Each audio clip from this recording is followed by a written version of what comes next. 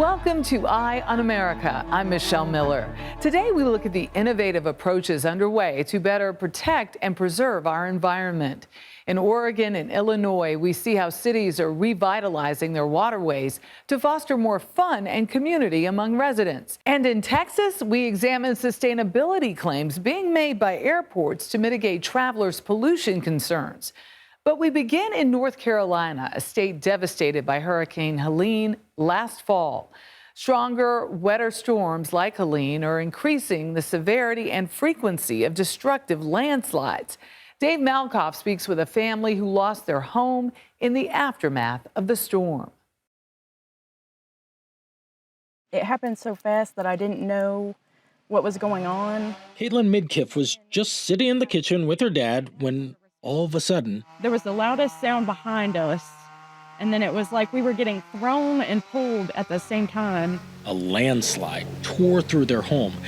They were buried in the mud for 3 hours. The dishwasher hit me in the face. The refrigerator would have killed me, but it's up against the tree right now. Caitlin's dad, Bill, was critically injured, broken neck, fractured back, life-threatening cuts. And he's a liver transplant patient, so he didn't have his medicine for 3 days. A Black Hawk helicopter lifted Bill to safety after 3 days. Because I thought I'd either die of liver failure or gangrene. Our house was up there. This is where their home stood for 30 years. So it's weird to be here and like the house is not where it's supposed to be. That little creek did all this damage. We drove the recently reopened roads with independent geologist Jennifer Bauer. The road is getting tighter and tighter. Deep into Appalachia, she's looking for evidence of landslides like the ones that devastated the Midkiffs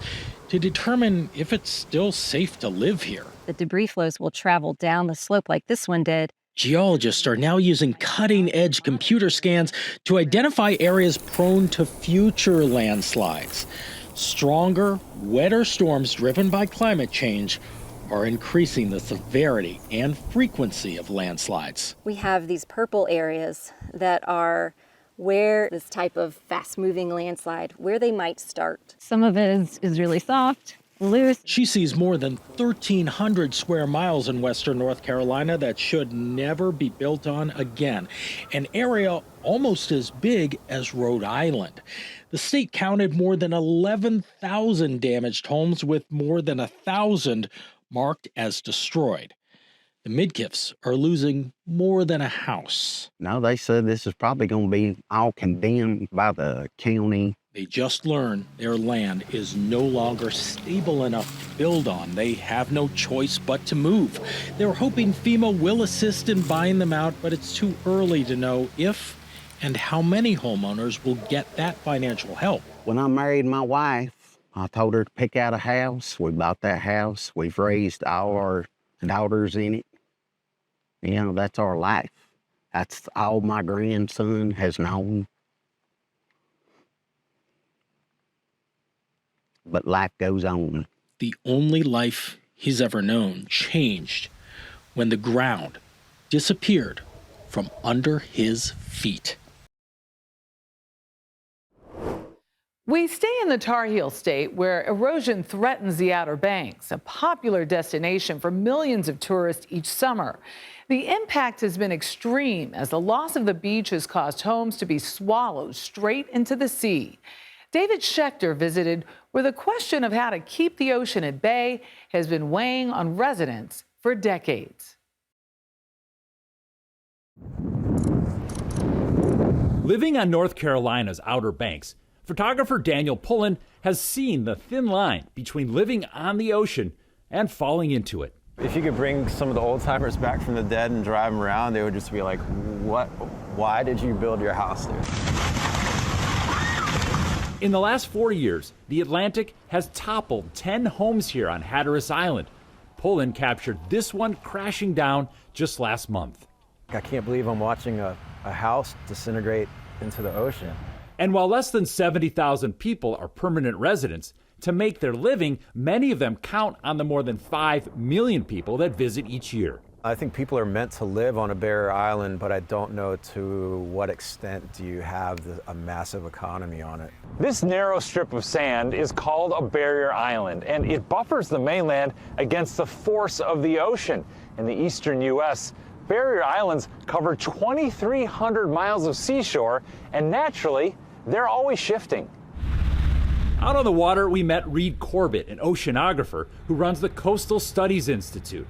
He works with the community, finding ways to adapt. The way we are developing on barrier islands and living on barrier islands, like, how does that change the nature of what the barrier island actually wants to do?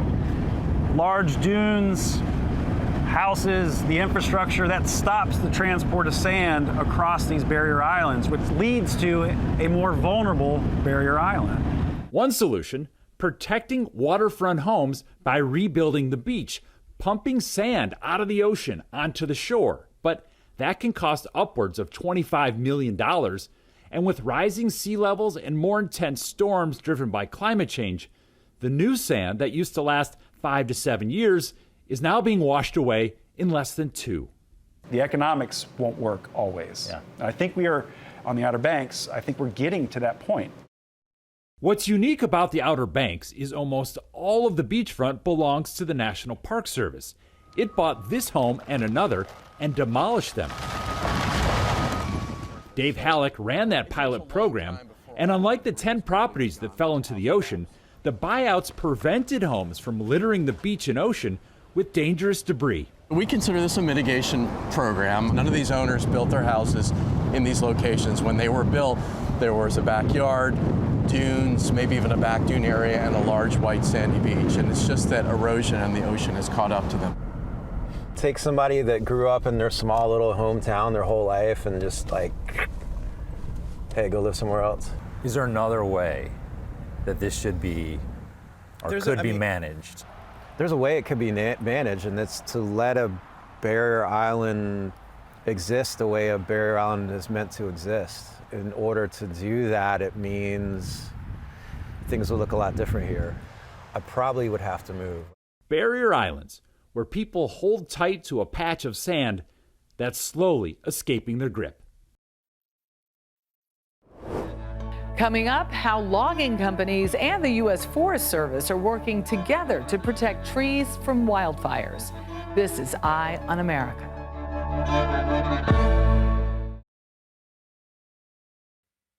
Welcome back.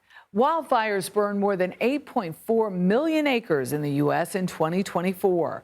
Jonathan Vigliotti looks at the efforts made by parks, scientists, and loggers to restore forests in the Pacific Northwest.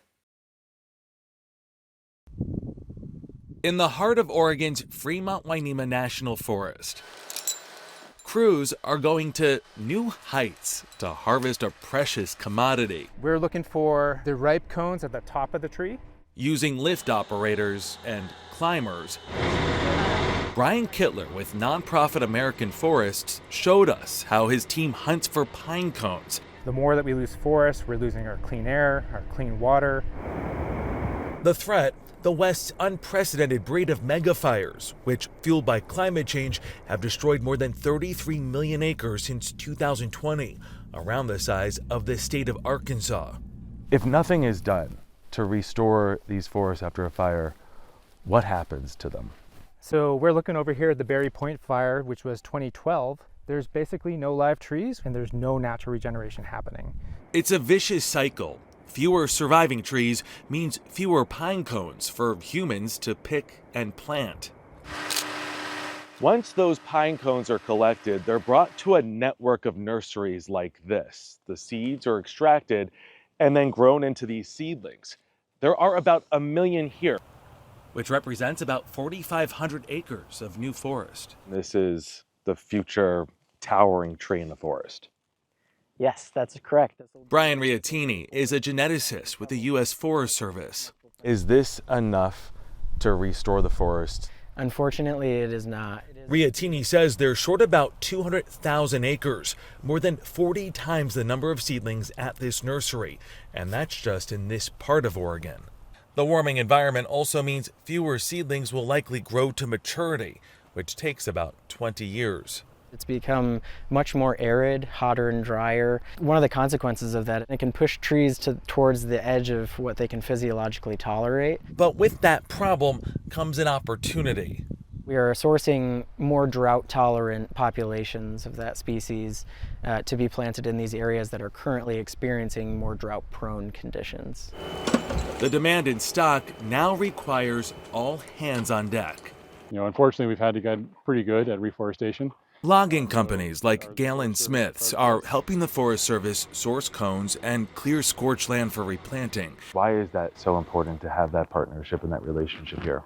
Fire and ecology and insects and disease, it doesn't care about a property line. If we're able to replant our little block of land, but we're surrounded by untreated, burned forest land, eventually that's just going to become a brush field, and it will burn again, and it will threaten our land again. Neighbors helping neighbors, in a program the Forest Service hopes to expand to other impacted states. When you look at all of these seedlings, what do you see? I see the forests that will be walked through by our children and our children's children. A new generation of trees that will take root in the American West. We move now from the woods to the concrete jungle. Nearly 90% of Americans are expected to live in metropolitan areas by 2050. These projections are leading many governments and organizations to improve the quality of urban spaces. Jim Axelrod explores the river renaissance currently underway in many cities to turn polluted rivers into recreation areas. For decades, the Willamette River that runs through Portland, Oregon, was a look but don't touch situation. When we first moved here, there was no way in hell you'd get in the water. A river contaminated by raw sewage, closed for swimming since 1924. But that was then. This is a very different now. Do any of you, when you dive in, think, I'm not sure this is safe? Willie Levinson, founder of the Human Access Project, helped make the Willamette into a vibrant recreational space. Step number one, find a way to clean up the river. Step number two, there's the cultural change around getting people to see there's value in this river. A $1.4 billion pipe project that kept sewage from spilling into the river took care of step one. Then came step two. The Big Float, an inner tube parade that brought thousands to the water and made the Willamette party central. I talk to people who tell me, I feel differently about our city now. They feel more connected to the city. This could be better. Which is exactly what Nick Wesley is hoping to do in Chicago. I think a lot of people see their waterways as a lot of unrealized potential. Nick's nonprofit, Urban Rivers, is leading the charge to transform the Chicago River. You just reached your arm in to the Chicago River and pulled out freshwater mussels? Yeah. And have it do for Chicago what the Willamette did for Portland. When it comes to people swimming in the Chicago River, is it a question of if or when? I think it's when. Within 10 years, it'll be viewed as something people do. While this idea of an urban river renaissance certainly offers hope in cities like here in Chicago, and as we've already seen in Portland, there is still plenty of work to be done. Of the 3.5 million miles of rivers in the United States, 50% are still too polluted for fishing, boating, or swimming. The most powerful thing is a community of people on a river that love that river. Amy Sowers-Kober is with American Rivers, a group focused on protecting and restoring rivers, an effort that began with the 1972 Clean Water Act and now includes river renaissance projects in Los Angeles, Boston, Atlanta, and New York, among other cities. The Clean Water Act is a great start, and now we need to ask ourselves, what do we need moving forward? Chicago illustrates an answer, a culture change that supports the effort. Chicago had hoped to host its first swim in the Chicago River. When organizers hit roadblocks getting the proper permits fast enough, they moved it to Lake Michigan. But organizers, and Willie Levinson, who flew in from Portland, are determined to swim in the river next year. Once the Chicago River becomes a part of the culture, Chicago has a hidden level of joy that it's going to discover. high praise from a man who's already helped his own city discover theirs. Ahead, is eco-friendly air travel possible? That story is next. We conclude our show with an examination of one of the largest emissions producers, airports. Non-holiday passenger traffic peaked at just under 2.5 million people in 2024. As these transit hubs serve more travelers each year, many airports are branding themselves as sustainable and environmentally friendly. But are those claims true? David Schechter travels to Dallas, home to one of the world's busiest airports, to find out. Lifting a plane into the sky that weighs hundreds of thousands of pounds burns a lot of gas. That's one reason why flying is a significant source of carbon dioxide, which causes climate change and warms the planet. But at Dallas-Fort Worth International, the airport is telling travelers about its commitment to harmony between aviation and the environment. And it's the world's largest carbon-neutral airport. Stylish. With all the carbon emissions in aviation, how do they pull that off? It's like an active site here. This is the real deal, yeah. Chris McLaughlin is the chief operating officer at DFW. The airport is investing in more efficient facilities, like this $230 million utility plant, almost half paid for with federal grants. It will heat and cool the sprawling terminals using less energy. We expect to contribute about 80% less carbon into the environment as a result of this facility. You're pretty excited about this, aren't you? I'm so excited about this. When it comes to emissions at an airport, how much are coming from the terminals and how much is coming from the airplanes? So generally speaking, I would say that the number coming from the airport is less than 10%. According to the FAA, less than 2% come from airport operations, including the terminals. At DFW, they're cutting emissions with the new utility plant, with buses burning cleaner fuels, and by buying 100% renewable energy. But the airplanes parked beside the terminals that take off and land hundreds of times a day, the FAA says they contribute around 98% of an airport's emissions. But to be designated as carbon neutral, airports don't have to count the planes. And we're doing that consistently with the industry, not just in the US, but globally. That's how airports are looking at the math right now. Is it misleading a little bit to tell the customer, hey, we're carbon neutral here at the airport, but not include the planes themselves? Well, we certainly do not intend to mislead anybody, and sustainability isn't a marketing strategy for us. Our goal, our commitment, is to do what we can as stewards of this resource. Well, welcome to the Springs Farm. You know, I'm a full-time researcher, but I live here on this farm. Chuck Collins writes about sustainability and aviation at a progressive think tank. He wrote a paper called Greenwashing the Skies. That's the practice of misleading the public about how green a product really is. I think they're essentially saying, we've got this covered. You're worried about carbon emissions and global warming? Don't worry. You can keep flying. You don't have to change your behavior at all. To me, that's greenwashing. So what can the aviation industry do about its emissions? Well, at the moment, there are no scalable solutions. Electric planes are too small. And then there's sustainable aviation fuel, like ethanol fuel made from corn that we put in our cars. Sustainable aviation fuel would largely be derived from crops. So we're just going to push that down like 3 inches in. It actually smells really good already. I mean, honestly, we're planting garlic to grow garlic. Because Chuck also farms, he knows that growing the crops it would take to produce enough sustainable aviation fuel would require a whole lot of farmland. One estimate concludes the country would need all the land currently used to grow corn in the U.S., plus another 40%. It's magical thinking. We are not going to scale alternative aviation fuel at the speed of climate change. I mean, they need to be talking about the planes, the activity that is their reason for existing. Wouldn't it be useful to tell the whole story, not just the airport story, but say, we've got this figured out over here, but this is a really big problem and we don't know how to fix it yet?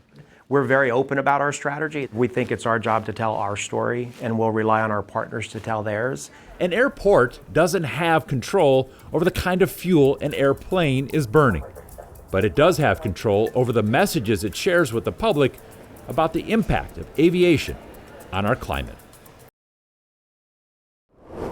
For more stories like these and live coverage of breaking news, stream us right here on CBS News 24/7. I'm Michelle Miller. Thank you for watching Eye on America.